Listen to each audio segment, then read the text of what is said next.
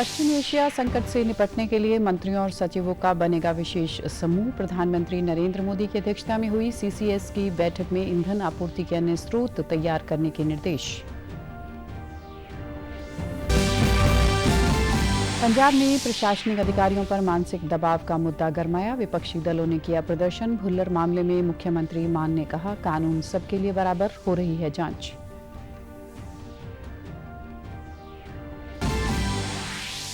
और व्यावसायिक एलपीजी के लिए 20% अतिरिक्त आवंटन। आज से कोटा बढ़कर हुआ 50%। रेस्टोरेंट ढाबे को राहत, छोटे उद्योगों को मिलेगी ज्यादा गैस।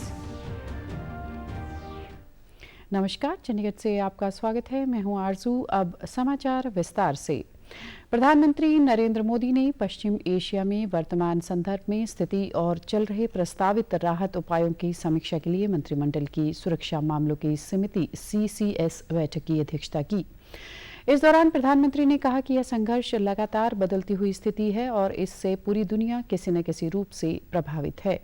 उन्होंने कहा कि ऐसी स्थिति में नागरिकों को इस संघर्ष के प्रभाव से बचाने के लिए हर संभव प्रयास किए जाने चाहिए। प्रधानमंत्री ने निर्देश दिया कि सरकार के सभी अंग मिलकर काम करें ताकि नागरिकों को कम से कम परेशानी का सामना करना पड़े। उन्होंने राज्य सरकारों के साथ उचित समन्वय सुनिश्चित करने के लिए भी कहा ताकि ये सुनिश्चित हो सके कि आवश्यक वस्तुओं की कालाबाजारी, जमाखोरी न हो। प्रधानमंत्री ने मंत्रियों और सचिवों के एक समूह के गठन का निर्देश दिया जो समग्र सरकारी दृष्टिकोण के साथ समर्पित रूप से काम करेगा। उन्होंने क्षेत्रीय समूह को भी सभी हितधारकों के साथ परामर्श कर काम करने का भी निर्देश दिया। बैठक के दौरान कैबिनेट सचिव डॉक्टर टीवी सोमनाथन ने वैश्विक स्थिति और सरकार के सभी संबंधित मंत्रालयों और विभागों द्वारा उठाए गए तथा नियोजित उपायों पर विस्तृत प्रस्तुति दी। बैठक के दौरान सभी प्रभावित क्षेत्रों में अपेक्षित प्रभाव और उससे निपटने के लिए उठाए गए उपायों पर चर्चा की गई। संसद के बजट सत्र के दौरान आज दोनों सदनों में कई अहम विधेयक सूचीबद्ध हैं। राज्यसभा में आज केंद्रीय गृह मंत्री अमित शाह केंद्रीय सशस्त्र पुलिस बल सामान्य प्रशासन विधेयक 2026 पेश करेंगे। इस विधेयक का उद्देश्य केंद्रीय सशस्त्र पुलिस बलों में ग्रुप ए सामान्य ड्यूटी अधिकारियों और अन्य अधिकारियों की भर्ती और सेवा शर्तों से संबंधित नियमों को भी नियमित करना है।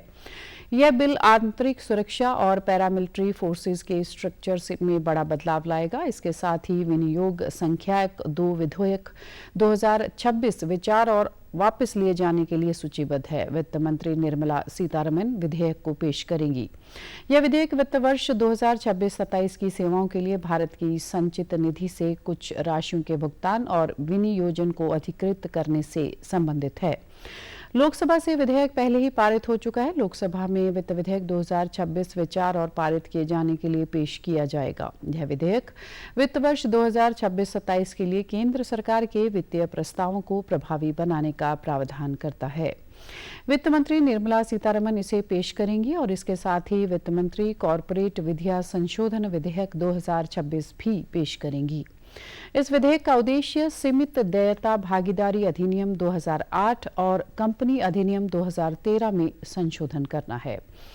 पंजाब में प्रशासनिक अधिकारियों के मानसिक तनाव का मुद्दा लगातार बढ़ता जा रहा है। कल इस मुद्दे पर सरकार और विपक्षी दल आमने सामने हो गए। अमृतसर में डीएम गगनदीप सिंह रंधावा के खुदकुशी मामले को लेकर पहले ही माहौल तनावपूर्ण है। इस मुद्दे को लेकर रेल राज्य मंत्री रवनीत सिंह बिट्टू ने सोशल मीडिया पोस्ट एक्स पर एक पोस्ट साझा कर लिखा है कि पंजाब में जंगल राज का एक नया अध्याय शुरू हो रहा है। उन्होंने कहा कि पहले डॉक्टर गगनदीप सिंह रंधावा को खुदकुशी के लिए मजबूर किया गया और अब बाघा पुराना के एसडीएम बब्बनदीप सिंह पर आप उम्मीदवारों को गलत तरीके से फायदा पहुंचाने के लिए दबाव डाला जा रहा है। बिट्टू ने सवाल उठाया कि क्या पंजाब के अधिकारी अब सत्ताधारी पार्टी के राजनीतिक हितों के लिए महज औजार बनकर रह गए हैं। उन्होंने इसे सरेआम लोकतंत्र की हत्या करार दिया और कहा कि यदि किसी अधिकारी को कोई नुकसान पहुंचता है तो भगवंत मान सरकार सीधे जिम्मेदार होगी। बिट्टू ने कहा कि पंजाब की रीढ़ की हड्डी प्रशासनिक अधिकारी हैं, उनका मानसिक उत्पीड़न और धमकियां बंद होनी चाहिए। वहीं दूसरी ओर कैबिनेट मंत्री लालजीत सिंह भुल्लर के मामले में मुख्यमंत्री भगवंत मान ने कहा कि हमारी सरकार भ्रष्टाचार और ऐसे मामलों में जीरो टॉलरेंस नीति अपनाती रही है। किसी को जान देने के लिए विवश करना गलत है, इसकी जांच होनी चाहिए। सीएम मान ने कहा कि चाहे वह मंत्री हो या कोई और, कानून सबके लिए एक जैसा है और कानून अपना काम कर रहा है।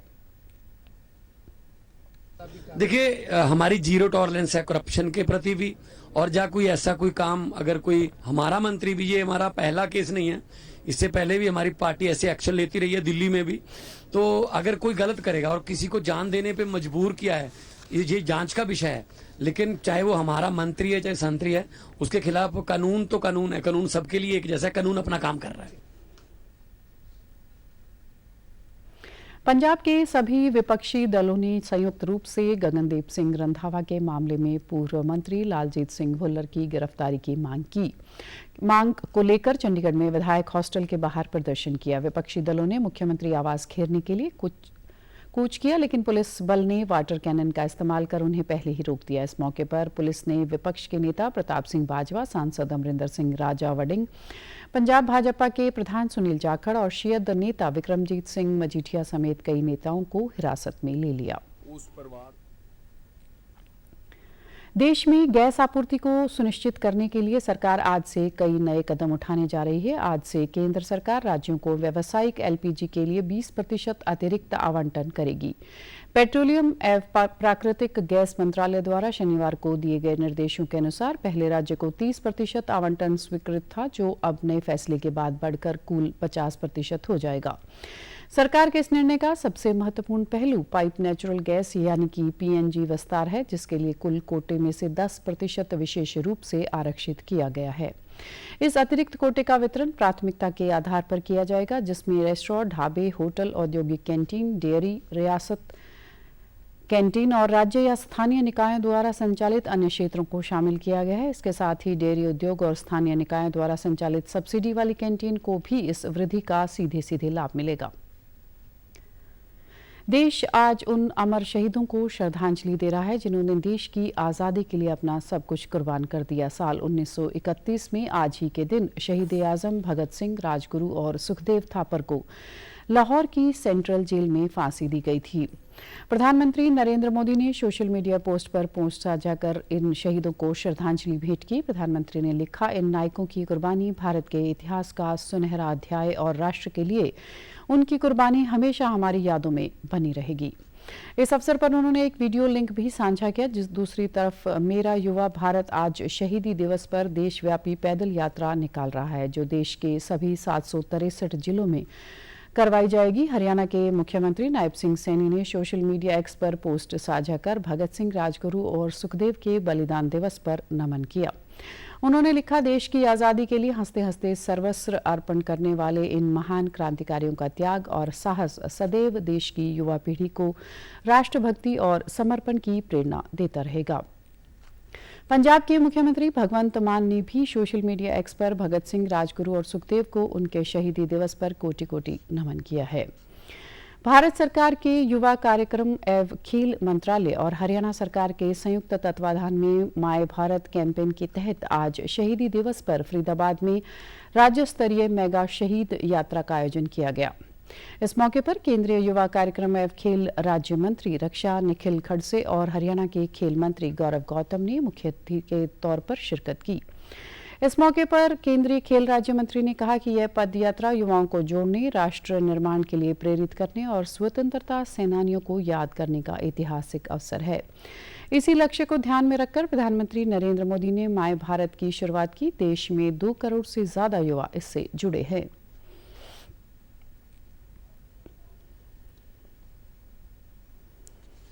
हमारे वीर जवानों ने हमारे देश के लिए जो कुर्बानी दी है, इस दिन के अवसर पे हम भगत सिंह, राजगुरु, सुखदेव जी को नमन करते हुए, उन्हें श्रद्धांजलि अर्पित करते हुए आज की इस पदयात्रा का आरंभ हम करने जा रहे हैं। हर राज्य में हम कोशिश कर रहे हैं कि पद यात्रा के माध्यम से एक यूनिटी बने, कि जिसके माध्यम से देश का हर युवा आगे बढ़े, इस देश को सशक्त बनाए और इस देश के कार्य के साथ जुड़े। इसलिए आदरणीय प्रधानमंत्री जी के माध्यम से माय भारत की शुरुआत हमने की है।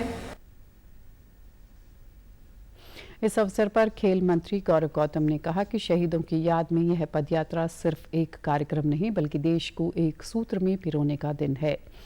उन्होंने कहा कि 2047 विकसित भारत का आधार हमारे देश के युवा बनेंगे और यही प्रधानमंत्री का सपना है। मुख्यमंत्री नायब सिंह सैनी और केंद्रीय विधि एवं न्याय राज्य मंत्री अर्जुन राम मेघवाल ने कल कुरुक्षेत्र विश्वविद्यालय में आयोजित क्षेत्रीय दिशा कार्यशाला में शिरकत की। इस मौके पर मुख्यमंत्री सैनी ने कहा कि प्रधानमंत्री नरेंद्र मोदी ने डिजिटल इंडिया और विकसित भारत का जो विजन दिया है उसमें समावेशी विकास और सुशासन की स्पष्ट झलक दिखाई देती है। हरियाणा सरकार इस विजन के साथ पूरी तरह से प्रतिबद्ध है। मुख्यमंत्री ने कहा कि दिशा यानी designing innovative solution for holistic access to justice यानी एक नागरिक केंद्रित और तकनीकी संचालित पहल है। इसके तीनों कार्यक्रम मिलकर न्याय व्यवस्था को अधिक सुलभ, पारदर्शी और प्रभावी बना रहे हैं। सीएम ने यह भी कहा कि हरियाणा में नए आपराधिक कानूनों के कार्यान्वयन के बाद दर्ज आपराधिक मामलों में दोष निधि दर 82.6% हो गई है। भारत सरकार ने, आदरणीय मोदी जी ने हमारे न्याय विभाग द्वारा लागू की गई दिशा योजना एक महत्वपूर्ण पहल है। साथियों, यह योजना केवल हमारे संवैधानिक मूल्यों को ये सशक्त करती है, बल्कि संयुक्त राष्ट्र के सतत विकास लक्ष्य सभी के लिए न्याय तक पहुंच को भी साकार करने में अपनी महत्वपूर्ण भूमिका ये अदा करती है। इस मौके पर केंद्रीय मंत्री अर्जुन मेघवाल ने कहा कि कानूनी और नैतिक ढांचा मानव कल्याण पर आधारित होना चाहिए। उन्होंने कहा कि प्री मोनो वकीलों की संख्या बढ़ाई जानी चाहिए। वहीं मुख्यमंत्री नायब सिंह सैनी ने भुवनेश्वर में 17 से 21 मार्च तक हुई 24वीं राष्ट्रीय पैरा एथलेटिक्स चैंपियनशिप 2026 में हरियाणा के खिलाड़ियों द्वारा 39 स्वर्ण सहित 95 पदक और ओवरऑल चैंपियन बनने पर बधाई व शुभकामनाएं दी हैं। मुख्यमंत्री ने कहा कि यह गौरवपूर्ण उपलब्धि न केवल खेल जगत में हरियाणा की अग्रणी पहचान को मजबूत करती है, बल्कि दिव्यांग खिलाड़ियों के आत्मविश्वास और क्षमता का भी सशक्त उदाहरण प्रस्तुत करती है।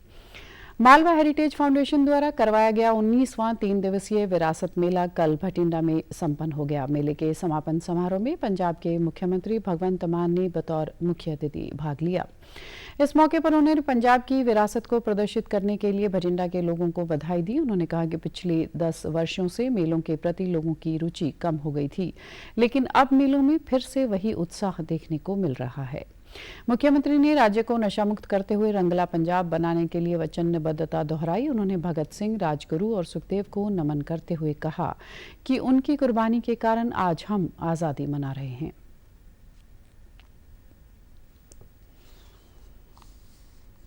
पंजाब नाम का जो नग है इनू सच चमकाना है। मैनू उम्मीद है क्योंकि एक सभ्याचारक मेला है, एक विरासती मेला है, इतने सारिया पार्टियां के लोग आए होंगे। कल नू शहीद आजम सरदार भगत सिंह, राजगुरु ते सुखदेव होरां दी बरसी है। कल का दिन सीगा 23 मार्च 1931 का दिन सी, जदों उन्हां योधियां नू 22 साल की उम्र दे विच फांसी दे उत्ते टंग दिता गया सी। असीं तां करके मेले इंजॉय कर रहे हैं। सिखों के छठे गुरु श्री गुरु हरगोबिंद सिंह साहिब के ज्योति ज्योत दिवस पर आज केंद्रीय गृह और सहकारिता मंत्री अमित शाह ने एक सोशल मीडिया पोस्ट साझा कर उन्हें नमन किया। केंद्रीय गृह मंत्री ने पोस्ट में लिखा कि गुरु हरगोबिंद सिंह संत सिपाही की परंपरा स्थापित कर सिख धर्म को मानवता की रक्षा का सशक्त माध्यम बनाया। उन्होंने श्री अकाल तख्त साहिब की स्थापना करके सिख धर्म को सुदृढ़ किया और हिंदुओं को मुगल बंदी गृह से मुक्त करवाकर हिंदू सिख एकता का संदेश दिया।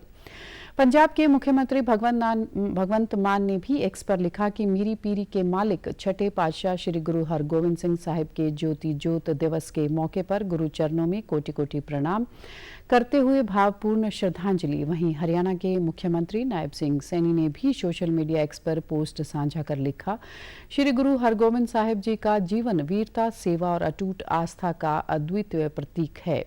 उनके दिखाए सेवा, समर्पण और मानवता के पथ पर चलना ही सच्चे अर्थों में उन्हें नमन करना है। आइए उनके आदर्शों को अपनाकर समाज में एकता, सद्भाव और भाईचारे को और मजबूत बनाने का संकल्प लें। और आप हमारे समाचार YouTube channel DD news Chandigarh, Facebook DD news Chandigarh और सोशल मीडिया एक्स व डीडी न्यूज़ CHD पर भी देख सकते हैं।